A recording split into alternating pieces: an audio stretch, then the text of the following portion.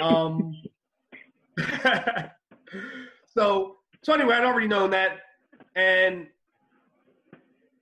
so then she asked me a couple of weeks ago, she went ice skating. I took her ice skating. She was meeting some friends. This gentleman was going to be there. And this is where she asked me about the dating. I said, and I, prodded her for what she felt as though dating was. And I said, okay, we'll table this and we'll discuss it later. In between that time, I've talked to Anna, and Anna has been in conversation with her. She's a little more open with Anna because Anna's, her mother, and she's just a little more open with her as far as that is concerned. And so today we had a discussion. She was here. I was like, oh, come in here. She was in there on her phone. She spends a lot of time on her phone now. I said, come in here and sit with me for a little bit before you leave. And I said, all right, let's talk about, this boy, and she's like, well, what about? I'm like, well, what's going on? And she's like, I like him and he likes me, and I'm okay. I said, well, I'd like to meet him. Now, I have met him. I took him bowling after her party last week. He wasn't at the party, but I took him, her and a group of friends bowling, and he came to the bowling. And I watched him. Interact. Like, I didn't interfere. Me and my little girl did our bowling, and her friends, but I watched them interact. She's wearing his hat. Was you doing more bowling or more watching? I was doing more bowling, actually. I just every once in a while peeked over. But she had his hat on, they're sitting across from one another. You could see it, they're into each other. So I'm like, okay. So I was telling her today that if it comes down to that, if he does ask her out and he does want to do a dating thing with her, then it's my responsibility to, sit down and have a talk with him. Not to scare him, not bring him to the house and me cleaning my rifle on the coffee table. Like none of that. Just to, he's a stranger to me right now. And that's my daughter. And I tried to explain to her and say, look, you're a young lady, but you're still my child. I'm still responsible for you. I'm not saying no. I'm just saying that if it does come to that, then, I need to sit down and just, have a conversation with her. She was very interested in to know what I wanted to ask. Sometimes I'm very honest with my kids, and I said, I don't know. I don't know at this point because it's new to me too. This is where I'm honest and I have discussions with my children. I don't know if it's good. I don't know.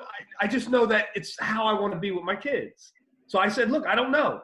It's new to me. This is new to me. But this is what we're going to do. I also said that if I wanted to, I could be the hard parent and make it difficult.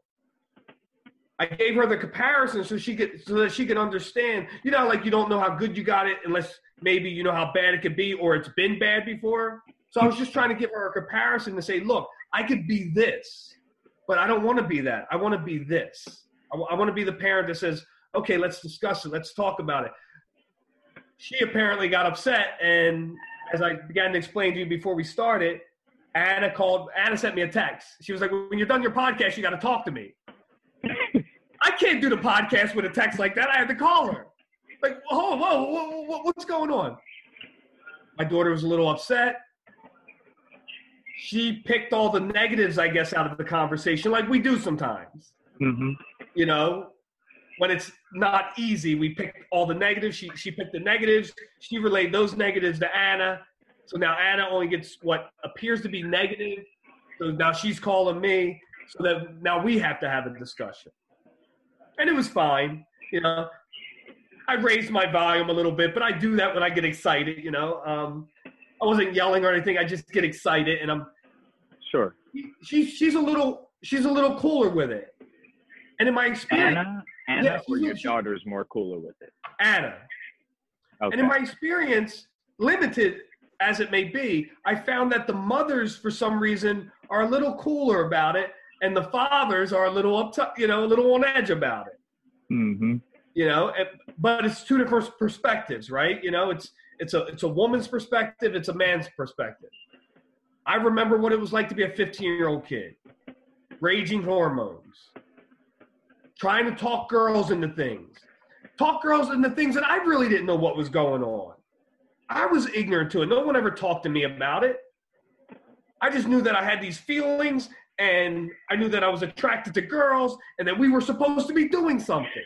Okay, so what part of the conversation with your daughter do you think led to her relaying the message to her mother, Anna? I think she picked out the I could make it difficult for her part, because I said, look, I could go as far as taking you out of the high school and putting you in our high school in our town. Now I see why she. So that's the truth. And I think she kind of like jumped on that and didn't hear the other part of me just giving the example. Like, this is what I could do, but that's not what I want to do. We're discussing this here. But I felt like I had to give her the other side so that she can understand that what I'm asking isn't, I'm not trying to make a fool of you. I'm not trying to prevent it. I'm not going to get together with this boy and threaten him. I just want to, meet him. We have a little conversation. It doesn't even have to be about, actually, I don't know. But as I said to Anna, I gave her an example. I'm like, maybe he's a boxing fan. Maybe we just sit and talk about boxing. And I get a feel for him through a boxing conversation. He plays baseball. We could talk about baseball, but I don't know anything about baseball, and I sucked as a kid. But maybe we can have that conversation. I could tell him how I was scared of the ball, so I never got on base. Whatever it is, but it's just a matter of sitting down and getting a feel for him, But my daughter picked the part she didn't like, kind of to relay to Anna. So I mean, but that's a big part, though. You went really extreme, saying you could take her out. You're absolutely right. And when Anna brought it up, I'm like, yeah, you're right. You're right. So, what do you think? What do you think the setting is going to be when you do meet with them? Do you think you're going to invite them to the house? Are you going to take them to get a cup of coffee, walk around at the mall? Like, when this initial meet, I know you was just talking about the boxing, and if he's boxing, you guys could talk. But how do you think this is going to happen? Like, are you going to, is it just going to be you and him? No, I don't think it needs to be. I would think that we would go out, that maybe I would take him and Adriana out, and we would all just kind of go together and have like just this sort of, maybe, I don't want to grill him or anything. That's not my attempt here. I don't want to be like, what's your intentions with my daughter? Number one, he's taller than me. He might be like, what are you talking about? Everyone's taller than me. You saw me. I'm 5'5". But do you really, like him? I don't want to grill him. That's not my intention. Do you like him? From my first introduction, he seems like a nice kid. He really does. I didn't see anything. I didn't even see the interaction with my daughter anything negative. I just kind of seen them kind of into each other over there. I didn't catch anything negative, which may be negative to a father and not maybe to him, But I didn't see anything. He seems like a really nice kid, but I don't know him though. Is he trying to kiss her? No, I asked her today. I asked her if she had kissed him, and she was like, no. If you found out that he kissed her, would you be? Is that negative? Is that a cause to pause and say, all right, I need a kiss? No, it really isn't. As much as, to be honest, listen, as much as I don't want that to happen, feeling-wise, in my heart, I don't want that to happen. That's my daughter. Intellectually, my mind tells me, no, it isn't. It isn't. So I'm trying to take the intellectual part, path and see, and it's biology. It's going to happen. I hope it's a good experience. About this. What's that? What is Anna? What do you guys have with this daughter now dating? You both of your oldest daughter is now dating. Well, she's getting there. She's getting there. Yeah. Right. She's getting in. What do you guys agree on based off the conversation you guys just had? What do you guys agree on, and what do you guys still disagree on about this?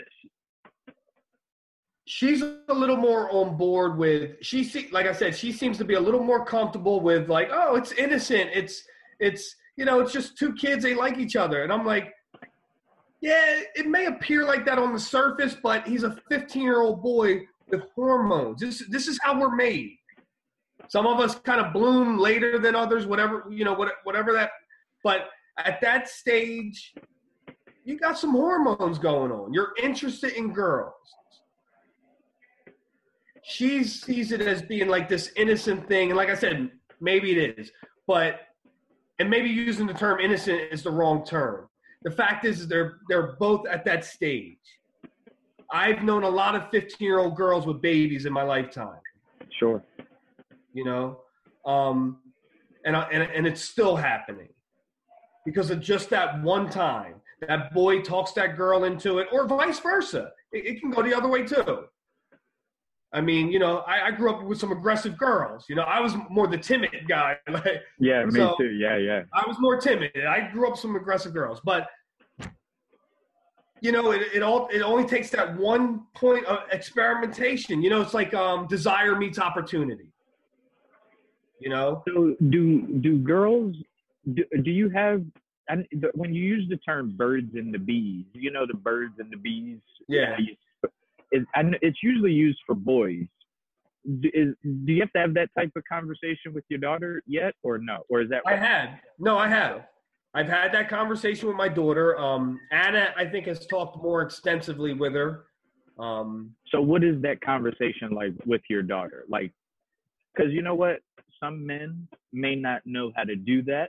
Yeah. So, like, what give us some context of what that type of conversation is that you had with your daughter already? Well, number one, I don't even know if it was the right approach, but this was my approach, Okay. When I talked to her, I kind of trapped her in the car, number one. So we're driving someplace. Now she can't escape. I kind of forced her into the conversation. I'm talking to her, and it was around the time where she had just gotten her phone. She had gotten a cell phone. The sexting thing is, a real thing. Probably would have been doing it if I had cell phones growing up. So I'm not, it's just other things happened when I was growing up. So it's just where we're at, And so I began to talk to her, number one, about that. And I explained to her that, she's smart. Academically, she's pretty smart, like most kids are. And she gets teased a lot sometimes. Not a lot, but she's gotten teased in the past because, she did well in school, and then you got the kids that kind of like, nerd or whatever. And I explained to her, I said, look, you know how you feel when you get teased over something, I just didn't want to bark orders at her and say, don't do it. I wanted to give her an example and let her think about it for a moment and think about the embarrassment she might feel. Because maybe that's the prevention. Maybe that's like, oh, no. The other thing is I started to talk to her and say, look, when you get a certain age, I might have mentioned this to you before, but I said boys are in competition with one another. And sometimes that goes all the way into manhood. Some men don't outgrow it. I work with a lot of guys that's still talking about the women they're banging. It's not the conversation I want to have with you. Not that I'm above it, but you're like 40 years old and you're still telling me about the women. Like, all right, I got it. Just like move on from that. Who are you trying to impress? So anyway, I said, boys are in competition with one another. I said, when it comes to sex or anything with a girl, that the moment you do something with a boy, it's very highly likely that all his friends are going to know about it immediately.